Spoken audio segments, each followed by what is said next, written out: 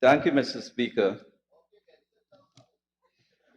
Mr. Speaker, I come to enjoin the debate on the 2022 budget and to give my unequivocal support to its passage.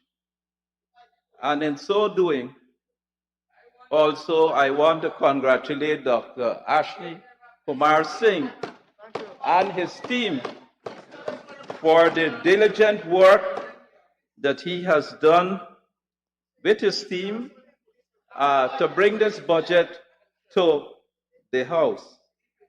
I also want to congratulate and thank the members, the staff of the ministry, the PS May Thomas, and all other staff who work very hard to bring the data, the information, over many long hours in respect of fashioning the budget of the Ministry of Home Affairs.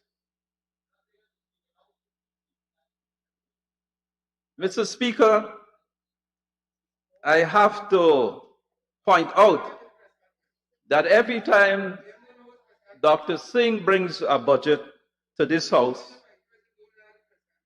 it has always been bigger and better. And particularly at this time, with the advent of the oil and gas revenue, and with the return of the PPPC to government, we have the finances of our country again in safe, reliable, and incorruptible hands. And I would say that the guidance of the President, the Prime Minister, and the Vice President and ministers of the government in giving information and consultation of this budget is invaluable when you read it and when you look at the data, the interventions, and the measures in the budget. Mr. Speaker, it is indeed regrettable that Dr. Singh's predecessor in the office of the Ministry of Finance brought the management of the finances of this country into a ruinous state. By comparison, that beyond the imposition of negative and regressive taxes, overseeing the closure of sugar estates, the throttling of rice and malicious attacks on forest investment, bauxite and other mineral development to the detriment of the economy, and the social and economic well-being of thousands of Guyanese of every race, ethnicity, and social and economic status. That foreign minister of finance has earned the unenviable reputation of the only one in the Western Hemisphere, the only one in the Western Hemisphere who have overseen the deliberate dismantling of a vibrant economy in the shortest possible time. No earthquake, no flood, no tsunami, no volcanic eruption was required, or even a war was required to bring our country and its finances to the state that we met when we returned to power in this country.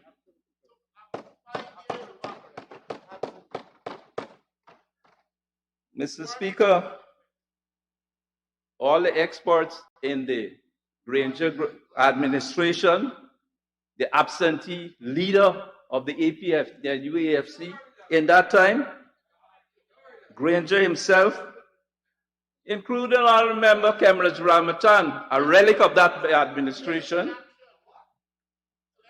could not, along with other flotsam and jetsam, worked at creating, did not object, did not have any position, did not weigh in on the positive impacts, the positive interventions of doing the right thing for the Guyanese people and its economy in their time in office. And perhaps naturally, Mr. Speaker, it is indeed regrettable the former ministers of finance's actions in government are attracting the attention of the specialized organized crime unit. Mr. Speaker, I want to try to deal with some of the utterances done by the shadow of the Minister of the Ministry of Home Affairs, the Honorable Geeta Chandan Edmond. Mr. Speaker, the Honorable lady stood here and spoke about setting up an inter-ministerial committee on security. The Honorable Ministers, perhaps, our shadow minister is completely unaware, perhaps, that there is a National Security Council, that there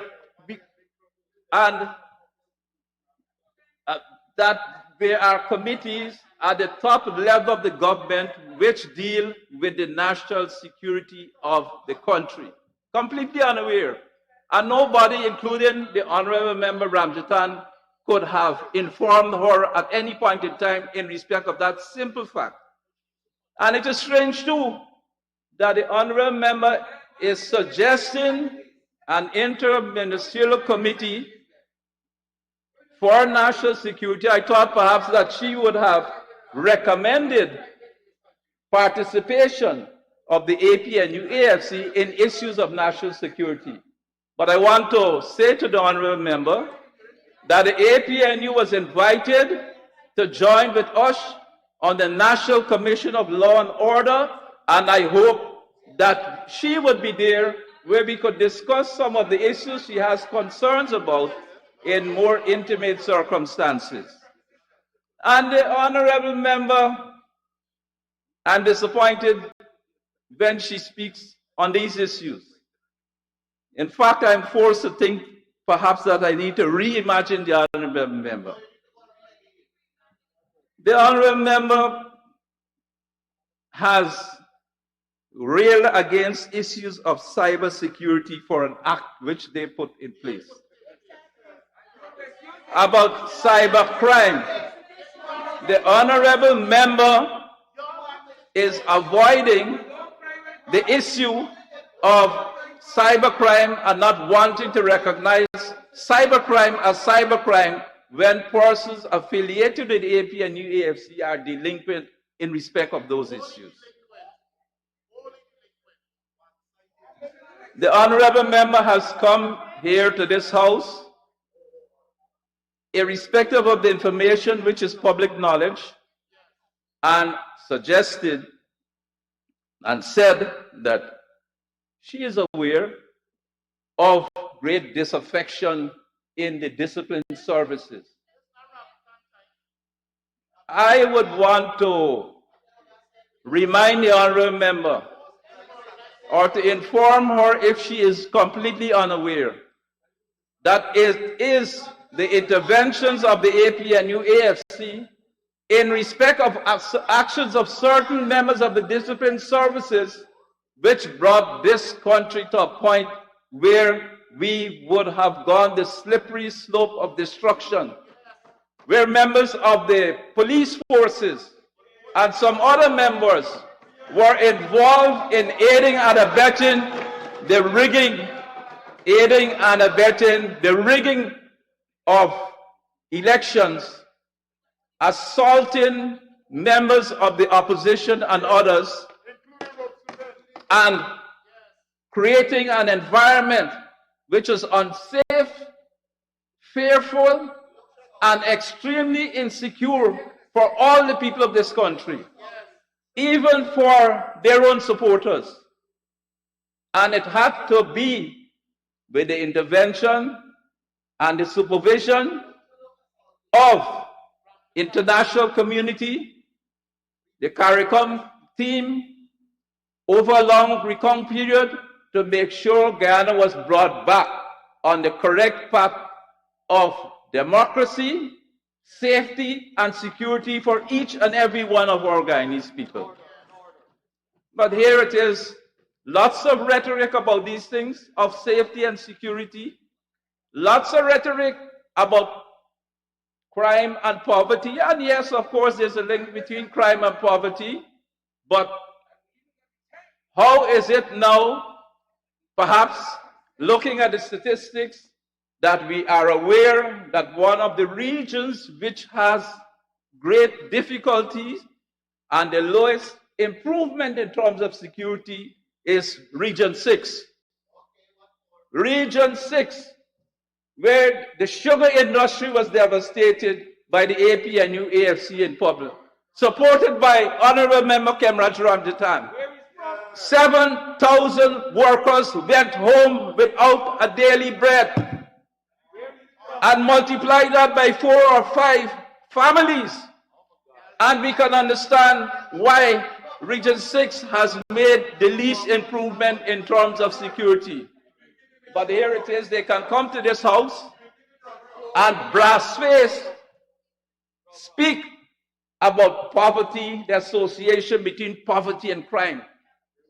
And they don't understand or don't make the connection between the growing of marijuana on the Kanji Creek and on the Berbice River as a result of the destruction of the sugar industry. They don't make the connection between the encouragement they gave to the blocking of the Berbice River to prevent the bauxite shipments coming down to the transshipment at Crab Island. 1,000 workers went home without a job. And these persons, honorable members, by convention of the House, of course, come here and want to lecture us and speak about how good they were at these things and how bad we are in even proposing measures to change the situation which we found when we come. Mr. Speaker, the gentlemen, the honorable gentlemen and women have to take stock of what they say and the impacts of what they say. If it is they go to New York and go on a stand and participate with people who will say, Georgetown will burn down. Georgetown will burn down if the PBP don't come out of power. And here they come and talk about me perhaps going out when there's a fire to try to encourage people to do a better professional job. Here it is, they want inquiries into the arson of the Brigdan police station, which has forced us to spend as a beginning, as a first tranche, $400 million to build a new multi-story, multi-level, modern facility. But we wish we would have had that $400 million to spend on other things for our security in the country, rather than having now to build that facility. But we will do it. We will do it. Mr. Speaker, it is really regrettable that the honorable members, most of them, mostly with the exception of the Deputy Speaker, would stand up here and make presentations of the kind that they make and continue to make exhibits of themselves in this house. They talk about crime. We talk about their efforts to steal the elections. We had the most recent disgrace in this house, where to prevent the passage of the National Resource Fund Bill, they stole the maize, nearly decapitated the speaker, broke the maize, and they did that not only here, but they did it here, live, direct, virtual, in the face of a national audience and an international audience, to the disgrace of the country, to the disgrace of our country. And where they could sit and skin teeth and catcall in this honorable house. But the reason that they behave like this, Mr. Speaker, the reason that they behave like this is because they are all essentially joined up in the PNCR. And the PNCR has had a history of violence. And the PNCR, once you join with them, seemingly you are unable,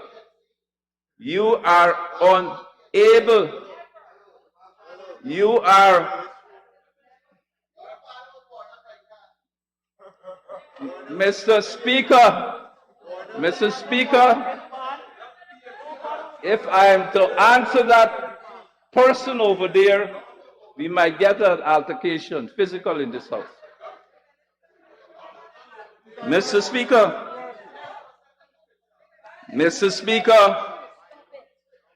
this is the way they behave. They can't change. It's in their DNA. It's in their DNA. They can't change. Violence, insults, vulgarity. That's what you represent in the floor of this house. For our country. For our country. And when we talk about one nation, one Guyana, and unity, what we have to fight against to bring this country to the position where it could move forward, in the new environment, where we have the proceeds from oil and gas. We have to make sure that, as was said by other speakers from this side of the house, that they never come back to power in this country. Never come back to power. Mr. Speaker, because you stole the 2015 elections, you started rigging since then. Mr. Speaker,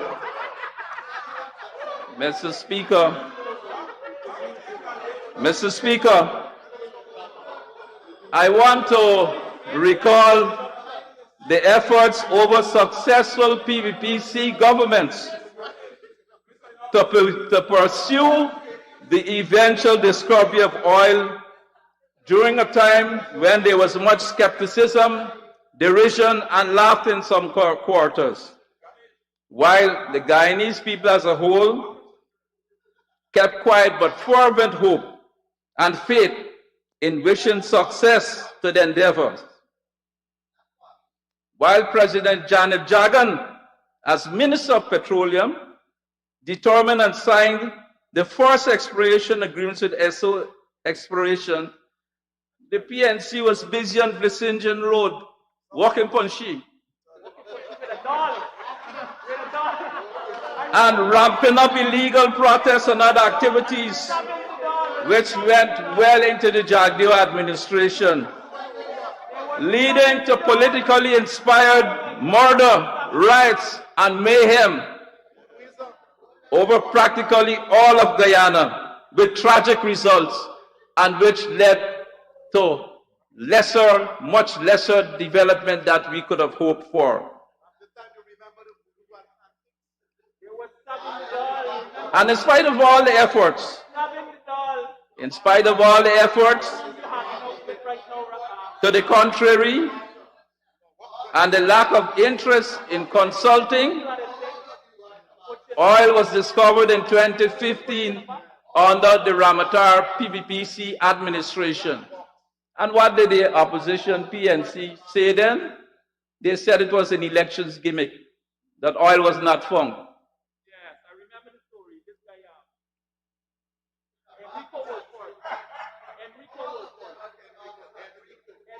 They have never had the profound understanding of the real care or interest required in the implications of the discovery, nor in the importance of preparing Guyana for the discovery of oil.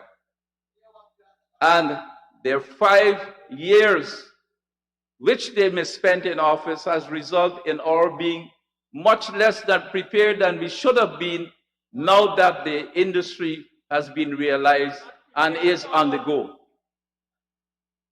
And so while they reveled in the trappings of office and took flight to Texas and jet-setted to various Caribbean islands, the diligence in making agreements and in positioning Guyana to optimize its participation in the new industry failed miserably.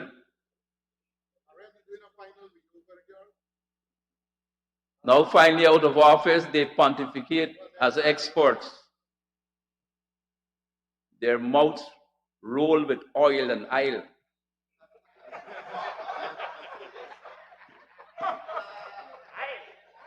And their only interest here, because they don't want to have us.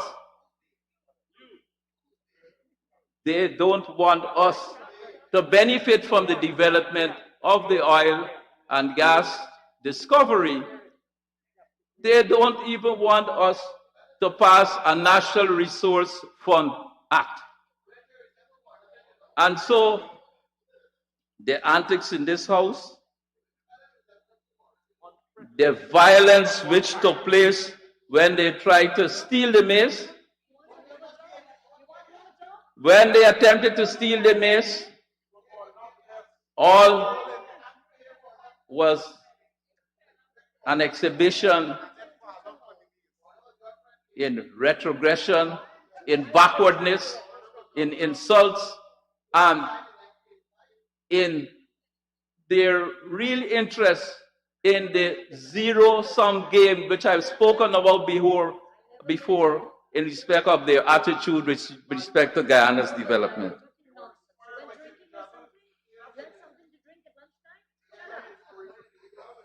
And so, when these things happen, we need to paraphrase Brutus. What was said of Brutus in Caesar's, Shakespeare's Caesar's, the fault is both in your stars and yourselves. And the only recommendation I could give to the young people who can be saved over there is to exit and leave that coalition, that wreck of a party, that you still have time to depart from them and to make a good, positive contribution to our country. And I could speak about it because I've worked as a geologist, exploring for oil, working in bauxite, in gold. I've been the Commissioner of Geology and Mines, the chairman of the Guyana Geology and Mines Commission. I signed with President Janet Jagan the first exploration agreement with ESO,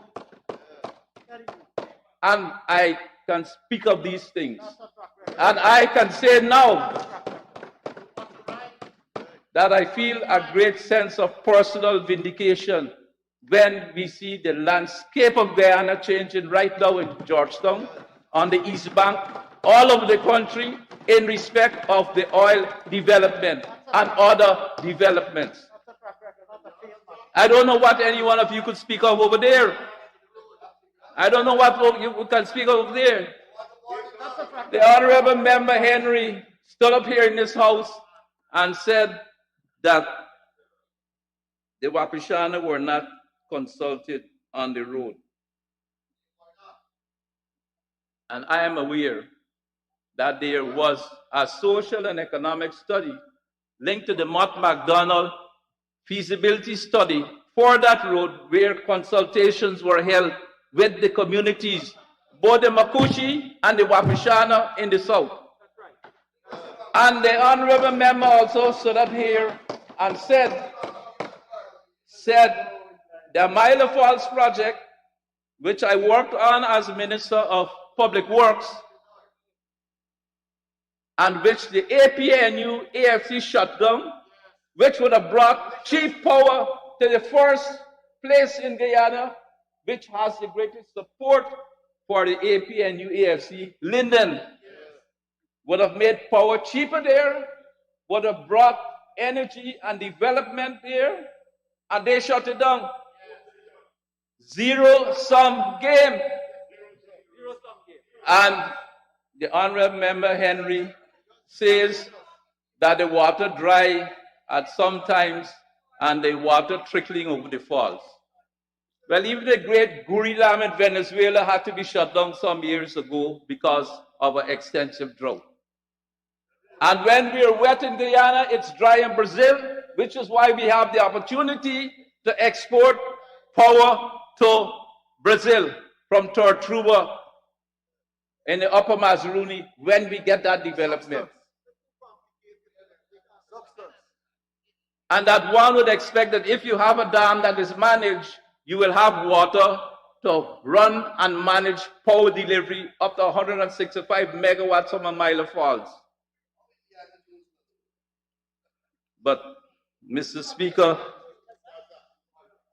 those who are wedded to a zero-sum game, do not have the ability to work, to make the kind of contribution to take the country forward. So let us have the kind of discourse which will take the country forward. Mr. Speaker, some persons, some NGOs recently had a forum, Moray House, where they talked about, I can talk about many things, I don't know what you could talk about. That's why he's not in the work. Moray House Forum spoke. Mr. Speaker, I leave that for another thing, because when firearms were being sold from the office of the Minister of Public Security, that is destabilizing of the country and makes things difficult for us. That's the game we're in. I'm speaking what the facts are. Mr. Speaker, I have to report quickly on the issue of security and the work of the ministry, that in spite of all that has been said in Guyana, serious crime has been reduced by 20%. Serious crime has been reduced by 20%.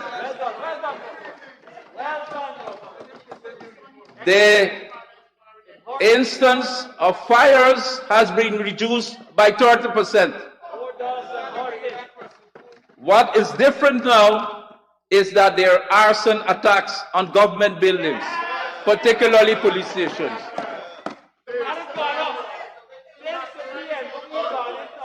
Mr. Speaker, for the first time in more than 16 years, road deaths have dropped below 100 in Guyana.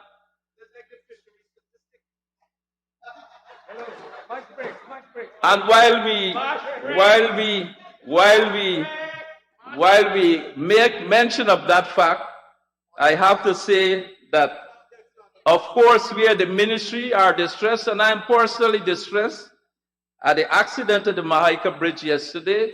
And of course, we want to pass on our condolences to the family of Sharida Prasad, Christopher Bagbandat, who died, and also wish Constables Tucker, Sam, and Johnson a speedy recovery, and that this incident and the requisite reviews will be done in respect of that matter.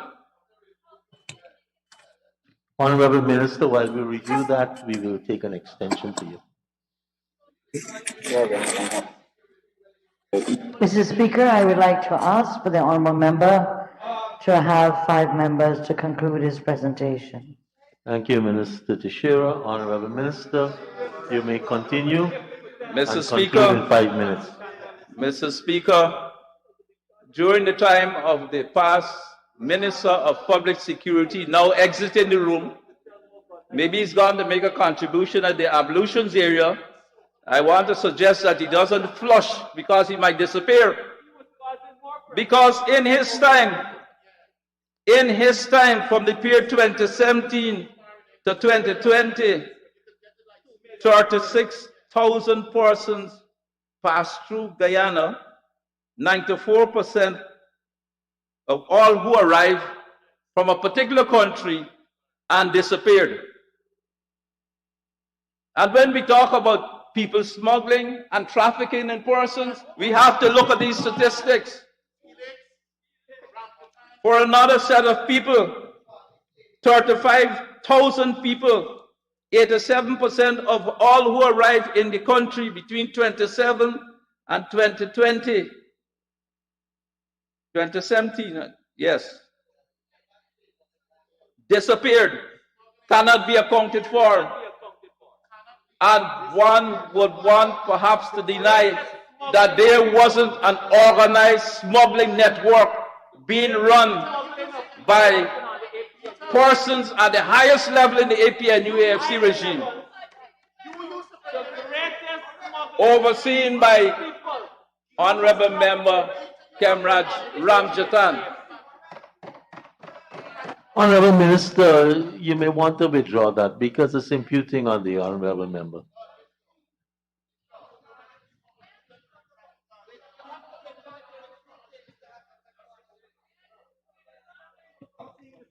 Just to say, I was moving on the fact that the gentleman was responsible for the sector and receives the same statistics I received, but I... Yeah, Honorable Minister, basically what I heard was a smuggler ring overseen by. So please, thank you. Presided over perhaps is a better word. Mr. Speaker, we have had great effort by other agencies of the ministry in respect of the fight against narco trafficking, firearms, illegal firearms, and in respect of making cases by the SOCU, where at this moment there are 77 cases totaling $75 million, which are up for referral to the courts, and another $4.3 billion in respect of money laundering cases, which are going to be referred to the courts. Mr. Speaker,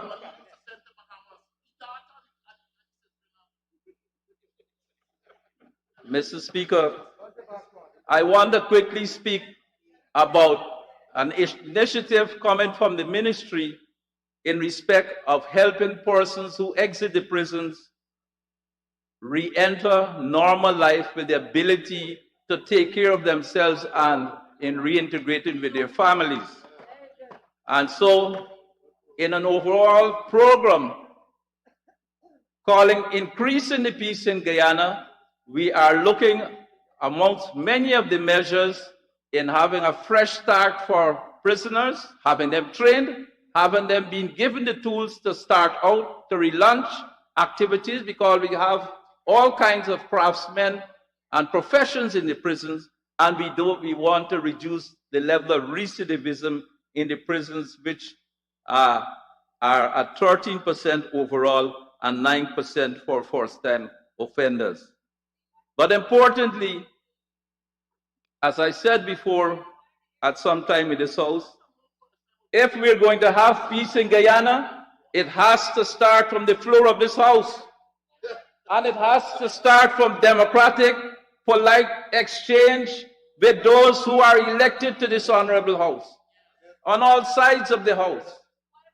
And we need full partnership and better understanding of the initiatives which are being proposed by the government, by the honorable member Ashley Singh, in respect of pulling us out of poverty and passing on a better, viable, and more secure life to the new generation of Guyanese who will replace us. And we have a responsibility to pass on that better life to the next generations. But, Mr. Speaker, this wouldn't happen if we continue with this type of behavior. It wouldn't happen if we have the type of presentations, the naysayers, the zero-sum game from the other side. It wouldn't happen if they really can't come up with a leader. Mr. Speaker, yes, I know that you are grateful and happy that my time is up. I will, in any event, keep passing on this message. I know you don't want to hear us. I know your only interest was in barbershop chairs. And you want to come and talk here about security and crime.